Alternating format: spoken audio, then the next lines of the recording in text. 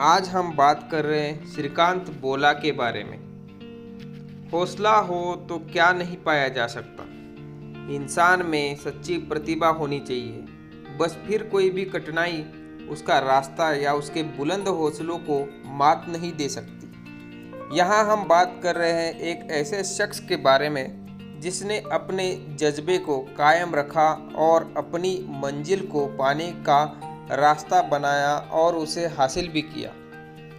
श्रीकांत बोला, जो बचपन से ही ब्लाइंड है, आज 50 करोड़ रुपए की consumer food packaging company Bollant Industries CEO सीईओ के पद पर नियुक्त है। उन्होंने यह कंज्यूमर फूड पैकेजिंग कंपनी बनाकर कई लोगों के लिए एक मिसाल कायम की है।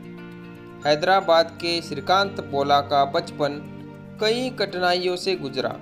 उनके परिवार की मासिक आय लगभग 1600 रुपये थी।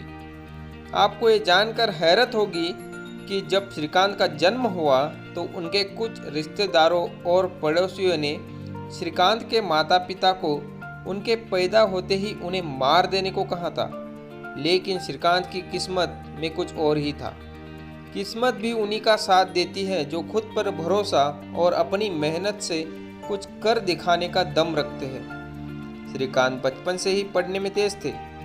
परिवार की आर्थिक स्थिति ठीक न होने के बावजूद श्रीकांत ने 10वीं अच्छे अंकों से उत्तीर्ण की। उनकी मुश्किलें यही खत्म नहीं हुई। वह 10वीं के बाद साइंस पढ़ना चाहते थे, लेकिन उनके ब्लाइंड होने के कारण उन्हें इसकी इजाज़त नहीं मिली। श्रीकांत भी कहाँ हार मानने वालों में से थे। कई महीनों की लड़ाई लड़ने के बाद आखिरकार श्रीकांत को साइंस पढ़ने की इजाज़त मिली और इसी के साथ श्रीकांत देश के पहले ब्लाइंड बने जिन्हें 10वीं के बाद साइंस पढ़ने की अनुमति मिली। इसके बाद श्रीकांत ने दोबारा पीछे मुड़कर नहीं देखा। श्रीकांत को अपनी स्कूली पढ़ाई पूरी करते ही अमेरिका के मैसाचुसेट्स प्रौद्योगिकी संस्थान MIT में प्रवेश मिला। इसी के साथ ही श्रीकांत देश के पहले ऐसे ब्लाइंड स्टूडेंट बने जिन्होंने MIT से शिक्षा प्राप्त की। अमेरिका से अपनी शिक्षा लेने के बाद श्रीकांत ने हैदराबाद में अपनी कंपनी की शुरुआत की।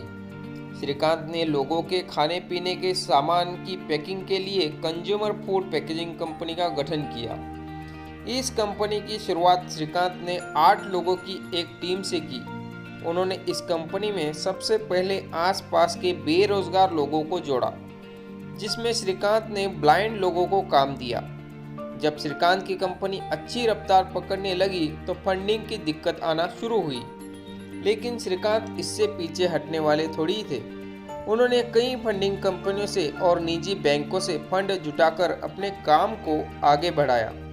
श्रीकांत की कंपनी ने फर्श से अर्श तक का सफर तय किया। आज श्रीकांत की कंपनी के तेलंगाना और हैदराबाद में 4 प्लांट है, जिसमें हजारों की संख्या में कर्मचारी कार्यरत है। श्रीकांत कहते हैं कि जब सारी दुनिया उनसे कहती थी कि वह कुछ नहीं कर सकते, तो वह उनसे कहते थे कि वह सब कुछ कर सकते हैं। आज जिस मुकाम पर श्रीकांत हैं, उन्होंने अपनी इस बात को साकार भी कर दिखाया है। श्रीकांत कहते हैं कि अगर आपको अपनी जिंदगी की जंग जीतनी है तो सबसे बुरे समय में धैर्य बनाकर रखने से सफलता जरूर मिलेगी।